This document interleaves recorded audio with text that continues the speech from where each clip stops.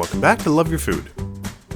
This week we have a beautiful and simple oyster stew. It's more of a soup, but we're going to be cooking some oysters in this beautiful broth that is primarily made up of white wine, clam juice, and cream. It's absolutely delicious, so we are going to show you how we did it, starting with our ingredients.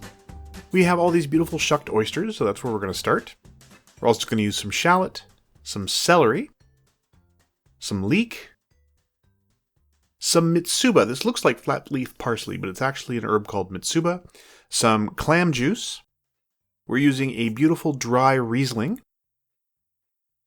And some heavy cream. So you want the full fat 35% cream for this recipe.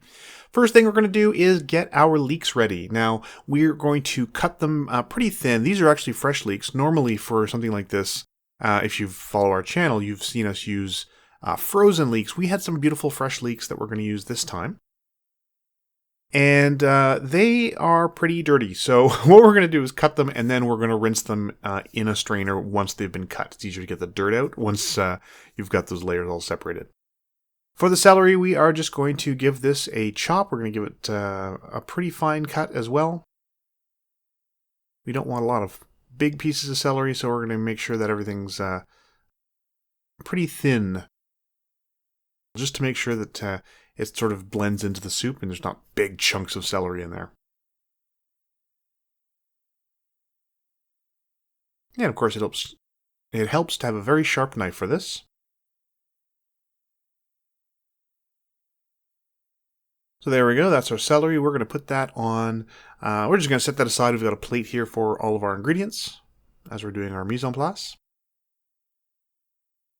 This is another recipe that goes pretty quickly once everything's going, so you want to make sure that you have everything ready beforehand. You don't want to be caught chopping while everything's cooking because it cooks pretty fast. Same thing for our shallot. We are going to cut that pretty finely. And that just gives it that beautiful sort of bulby aroma that you love to get from shallot or pearl onion or something like that.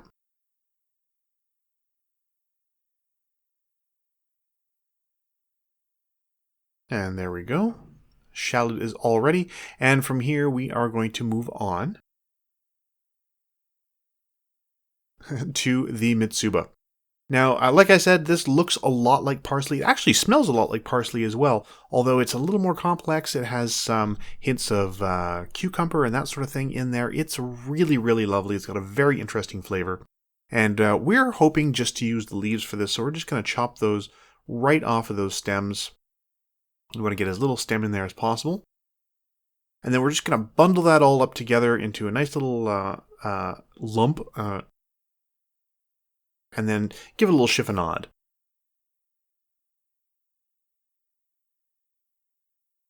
And if you like, you can give it a little cross cut like this as well.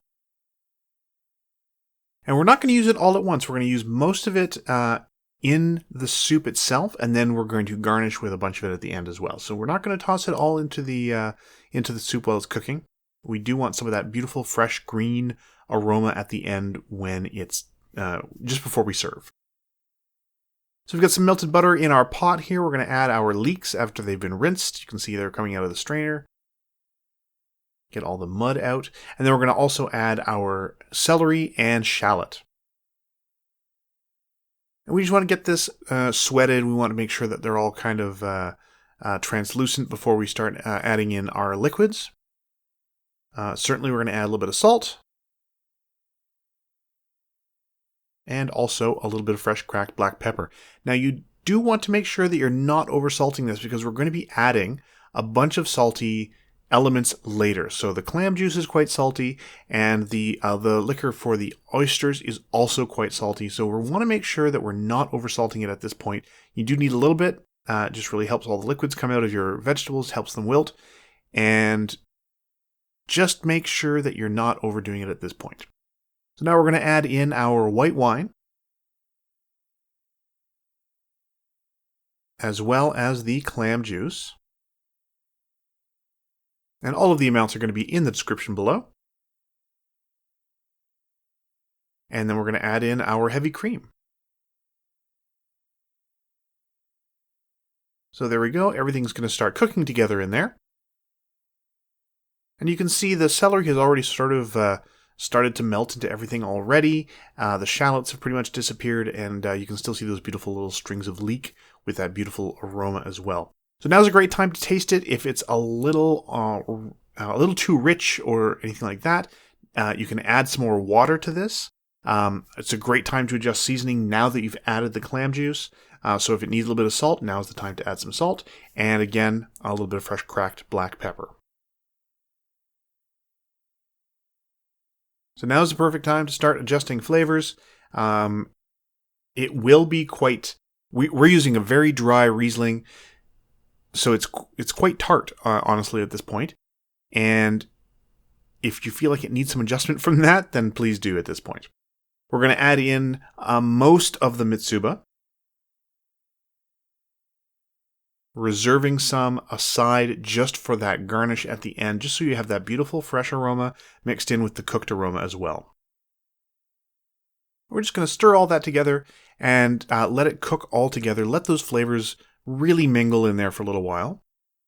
And then we're actually going to get this really, really hot, because once everything has cooked down nicely, again, nice time to test your flavors. We're going to get this super, super hot to add our oysters. And the reason you want to get it really hot is that you don't want the oysters to lower the temperature too much when they go in.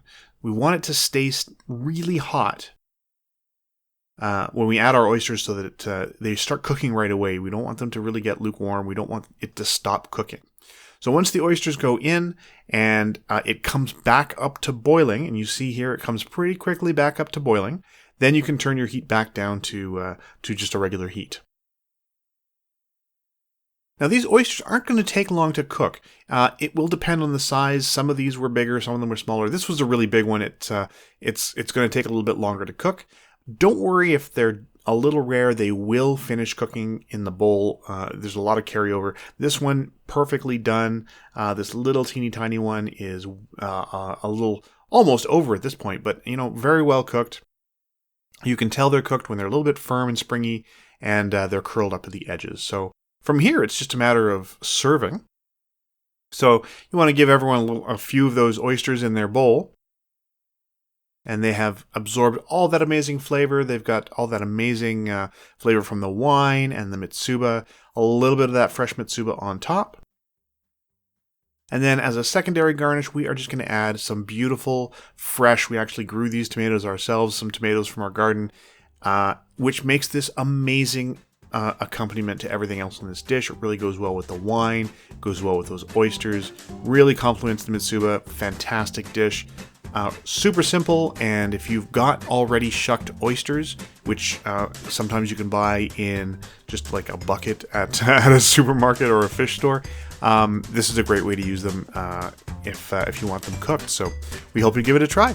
If you like this recipe, please do like and subscribe, and if you have any recipes you'd like to see Chef Caleb try on the channel, please let us know in the comments below. And remember to love your food.